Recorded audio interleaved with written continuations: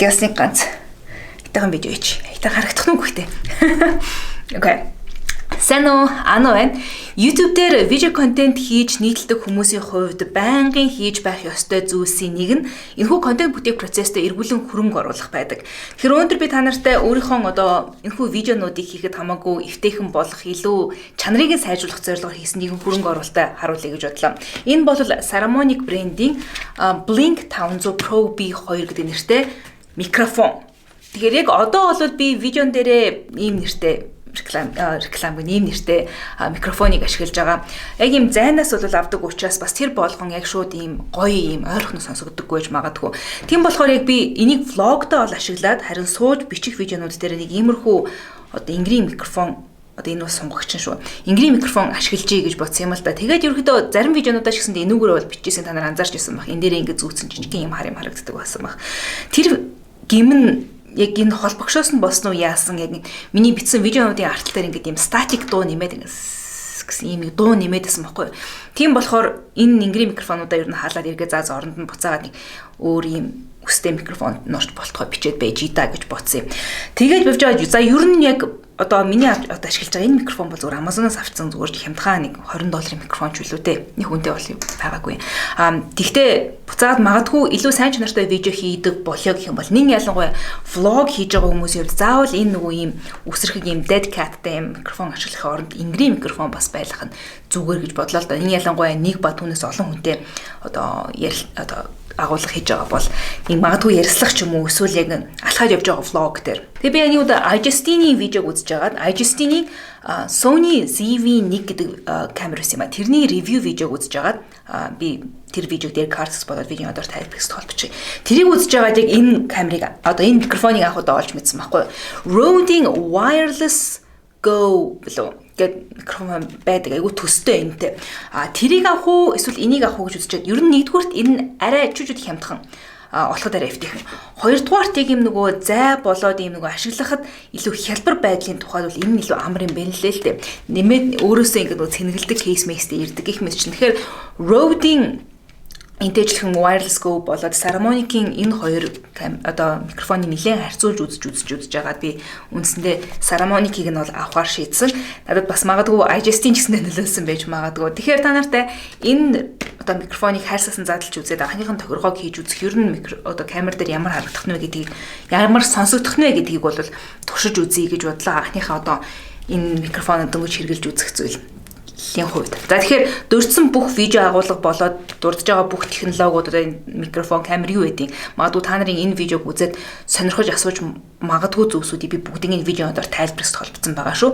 Тийшээ орж магадгүй зарим асуултууд байх юм бол алхтын тэр доор хариулсан байж магадгүй шүү гэдгийг өршин хэлье. За урт оршилт дууслаа. Энийг харьцаасан задлцгаая. За микрофоноо илүү ойрхоноос танилцуулъя. Энэ бол Saramonic брендийн Blink 500 Pro B2 гэдэг нэртэй микрофон. Dual channel буюу 2.5G wireless microphone system гэж явж байгаа юм. Dual channel буюу үндсэндээ хоёр суугаар бол дууг маань бичдэг гэсэн. Хамгийн гоё зүйлний хүрээний микрофоны хувьд бол хоёр микрофонтой тухайн хэрэгэл ярьж байгаа хүнийхээ ч юм уу дууг нь бичиж авч байгаа зүйл бол хоёр микрофонтой. Энэ хоёр микрофоны илгээж байгаа дууг нэг receiver буюу нэг хүлээн авагч дээр хүлээж аваад камер руу оруулчихна гэсэн. Тэгэхээр хоёр хүний яриаг нэг хүлээн авагчаар нэг дор бичих боломжтойгоор бол яг давуу талтай болж байгаа юм. Тэгээд нэг гоё зүйл нь battery charging case буюу за энэ 3 төхөөрөмжийнхөө батарейг бол цэнэглэх өөр ингэсэн юм гэр бол дотор нь багтаж өгсөн байгаа. За нэмээд lavalier microphone included буюу за ингрийн микрофонтой гэсэн үг. Үндсэндээ нэг иймэрхүү ингрийн микрофон өөрөөсөө бол багтаацсан гэсэн үг байгаа юм л да. Тэгэхээр надад хэд юм байгаа ч гэсэн ихний дагалдаад өөрийнхөөг нь бол хэрэглэх нь зүгээр байх. Тэгээ one click pairing буюу за нэг л товчоор хоорондоо бол холбогдчихно гэх юм уу. Хэрэглээд айгүй амар, тохируулахад айгүй эвтэйхэн гэдэг утгаараа бол энэ айгүй зүгээр байсан. Saramonic sound remarkable. Зараа задгаа харуул нэг иймэрхүү байна. Нэгэд үзье. Гэт. За гол зүйл рүү оръё.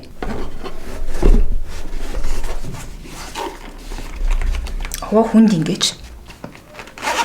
Тэ гарт батчдаг.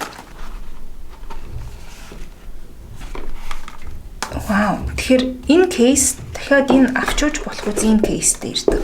Nice. Open pair за онгойлгох, хослуулах, одоо юу хиймдэ холбох. Тэгээд ийшээгээ цэнэглэгчээ одоо залгаад яг цэнгэлдэг юм байна л да. Тижээлийн шугам нь бол яг ийм юм байна. Oh, that is so nice. За receive энэ хоёр transmitter нь энэ receiver нь. Ямар жижиг юм бэ? Миний сансныг утгад амаагүй жижиг хэлбэртэй ингэж тэгээд дэлгэцтэй бас дэлгэсийн наалт маалттай. Микрофон нь энэ байна. Яг өөрөөс нь хүлээж авдаг микрофон нь. Тэгээ хөндлөнгийн лайн холбоо гэх юм бол ийм байх юм байна. Ингэж хавчаад авчин. Энэ нөгөө нэг цэнэгээ авдаг хэсэг юм байна л та. Тэгэхээр энийг нь хуулж аваад тэгэхээр ингэж гаргаж ирээд энэ рүү нь холбохоор үндсэндээ цэнэглэж эхэлнэ гэсэн. Гэтэ би кейсээ холбоогүй байгаа болохоор ямар нэгэн тоглол орчихгүй байна. За энэ мөн яг адилхан. Receiver нь буюу хүлээн авахч нь арай өөр үж магадгүй. За хажуудлууд нь бас яг адилхан юм байна. Set гэсэн хэсэгтэй. Line in out. За хайрс дотор бас нэг юм байсан нь юу вэ? Микрофоных нь тогтоогч нь шүү дээ. Dead cat гэдэг. Салхи одоо салхи цохоос хамгаалдаг. Хоёр ширхэг dead cat байна. Вау. Нэг холбогч байна.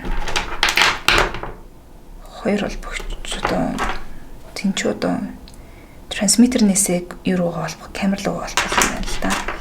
За энэ бол яг цэнэглэгч байх. Эндээсээ эхлээд тогных үсвэрлүү тэжээлийн шугам руу холбдог. Яг адилхан бас нэг зүйл. Аагүй энэ нь хараа USB